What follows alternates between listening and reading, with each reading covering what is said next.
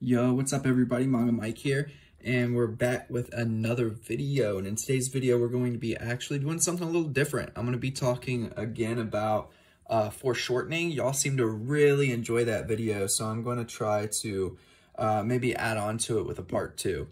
So this information is coming off of a David Finch tutorial. I'll probably link that in the description below, but I learned a lot in that video, and I've actually been learning a lot just in general the past, I don't know, I want to say like 3-4 months on this topic.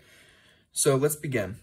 So the first thing that I want to talk about is rotation in space. So this is something that you want to kind of practice pretty regularly. So for instance, having like a face right here, and then going from this to, that is a horrible arrow, from that to something that's a little closer to, I don't know, like this maybe.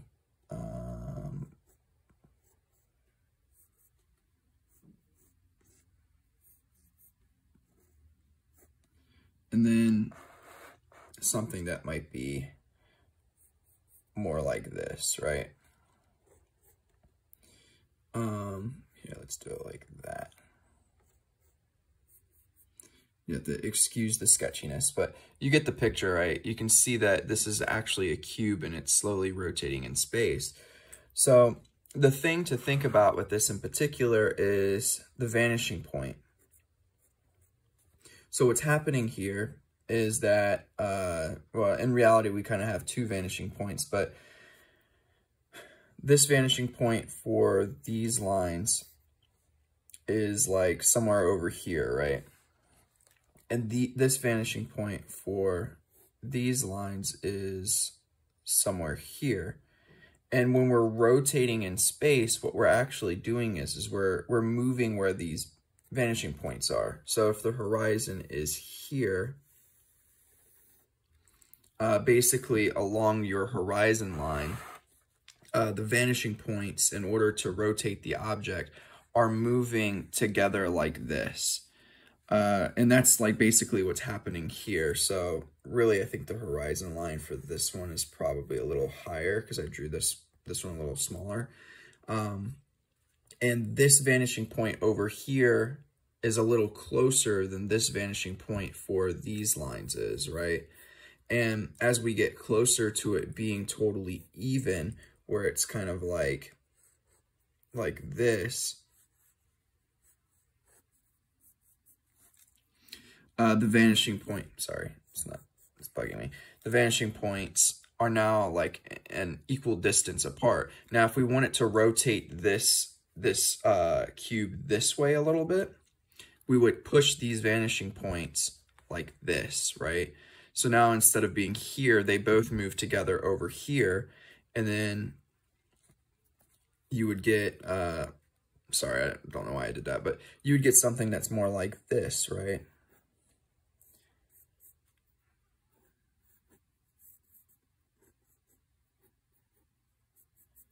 And again, you can see the vanishing points. I'm kind of exaggerating it a little bit, but the vanishing points are coming closer, right? Or sorry, closer on one side and further away on another. That's how you rotate objects in space. So this is like an activity that you should practice, right? And you want to practice rotating cubes and cylinders and things like that pretty regularly in order to get yourself attuned to this process. So this next thing is measuring. So let's say, I don't know, we want to make a rectangular prism, and again, this vanishing point is like probably somewhere out here or something like that, way off the page basically. And we want to make this next rectangular prism the same size as this, but make it in perspective. So what you would do is you would start with a line here and then do another line here, right? Where these 2 lines meet is the middle of this rectangular prism right here. So now what you do is you would then put a line that goes right through that in perspective. I don't know how in perspective that is, but so it'll be in perspective, also going towards your vanishing point that's way off the page. And now you would go from a corner and you would go and make a line that passes through the center of this right here, and it keeps going and going until it hits this line right here that's going to a vanishing point. And that right there is how you would distinguish a distance that is equivalent. And if you wanted to keep going with this, you could. And now that we have this line that's going towards our vanishing point, wherever that may be, you can actually just start going like this. And you would keep getting, I mean, I didn't do a great job here, but you would keep getting rectangular prisms that are about equivalent in length. Not in perspective, or sorry, in perspective, not like looking at it right here, right? Because these look like they're different sizes because they technically are, but they're the same size just going into the distance, right? Okay, so that's something that you want to practice. This also works with cylinders. So suppose we have a huge cylinder. I don't know. Let me pull this over so you can see it. But a cylinder that's going off into the distance this way. Oh, sorry, I shouldn't have did that. And we want 2 cylinders of equal length. And we're gonna go through here. So we're gonna say that that is our midway point, right? So now you can just take this corner of this cylinder, go diagonal, travel through until you hit right here, and boom. Why is this useful? Because this is how you would find, like for instance, you know that from the wrist to your elbow is about the same distance as your elbow to the top of your shoulder, right? So when you're foreshortening an arm, for instance, you're able to now measure it fairly accurately and make it be in perspective, but also seem like it's in proportion still, okay? Now, these two, I would say, are super important. I think this one up here is more important than this one as far as your priority and what you should be learning. This, for foreshortening and putting things into perspective in general, is the most important out of all of these, right? So I would say, like, I didn't do a great job, but these two, like, things right here are equivalent, right? These are two of the same kinds of, like, lines and everything like that. So what if I did this?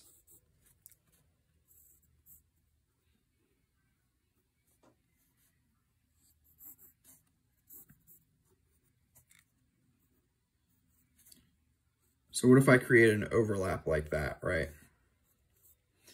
And I could even do something, I don't know, like, let me see here. Here, let's go ahead and do this as well.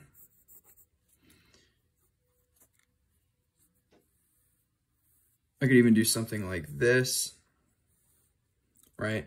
So now you can see in space, it's kind of going this way. Like this is going to be an open thing, right? So what if we did the opposite over here?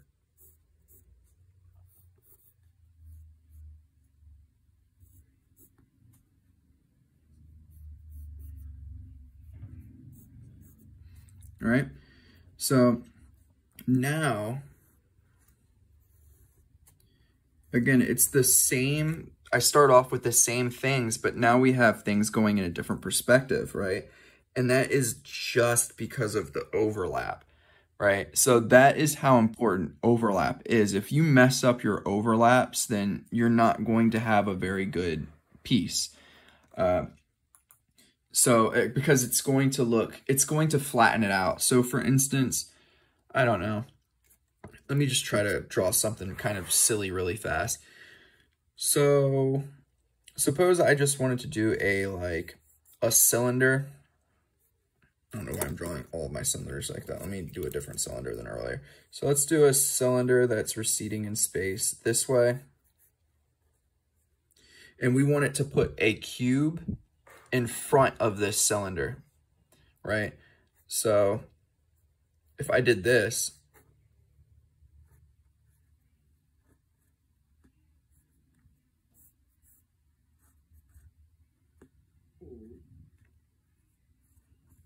this cube is not in front of this cylinder. This cube is behind the cylinder, right? Because my overlaps are goofy. Now, if I just go like this, I mean, it's gonna look a little strange because that's kind of how I drew it. But if I go like this, right, and then I have this cylinder going like that, for instance, this cylinder is now behind this cube, right? So that's how important overlaps are. So I might speed this next part up because it might take me a minute, but I'm actually going to take these things and apply them into a small piece down below.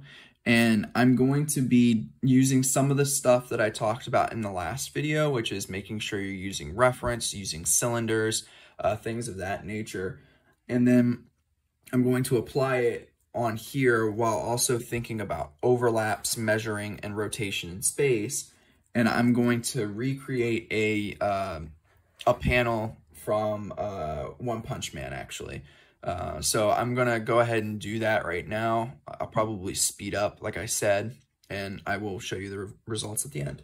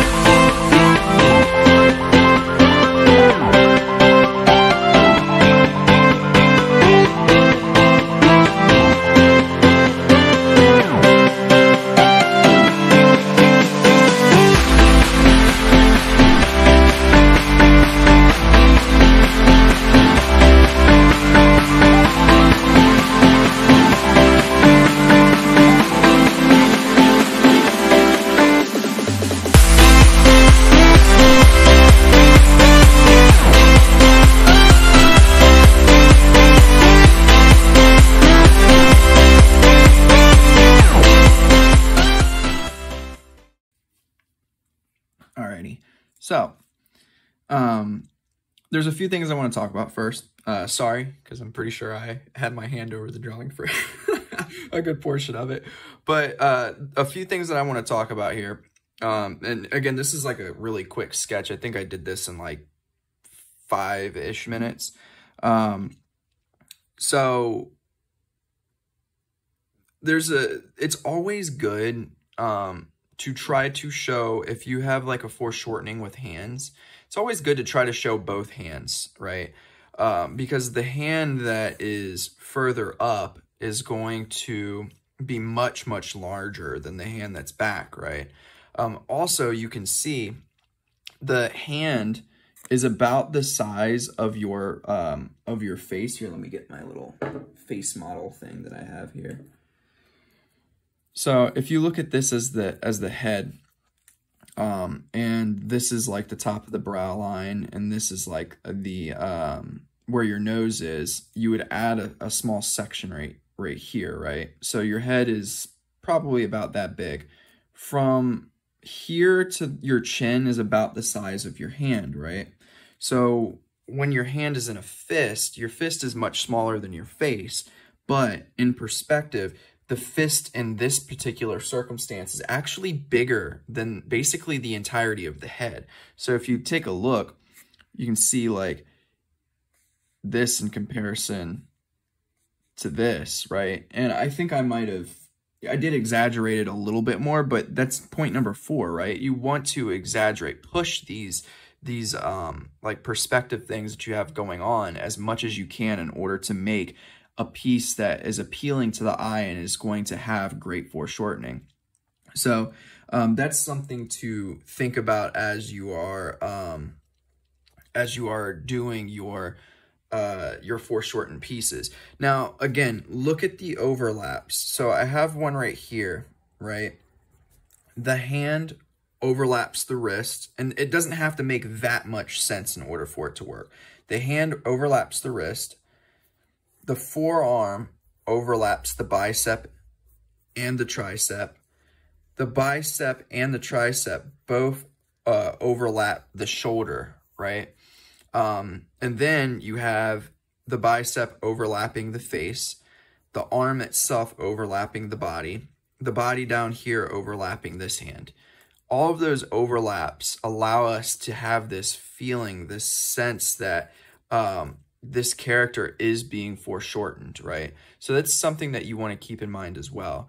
But anyways, I really do hope that this was helpful. This is a throwback to like my older stuff. I think that I might start doing maybe videos where I do like, not streams quite yet. I don't have enough viewers for that, but I'll probably just do myself practicing and stuff like that and post it. But again, think about these points right here: rotation in space, measuring, overlaps, and exaggeration.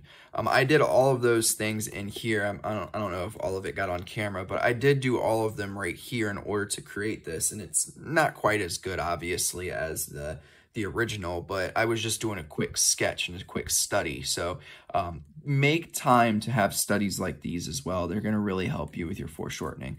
But anyways, other than that, I do hope that this was helpful. If you have any questions, concerns, comments, ideas for new videos, make sure you try to, push that out to me in the comment section below. I'll get to them as soon as I can. But other than that, I'm Manga Mike, and I'm out.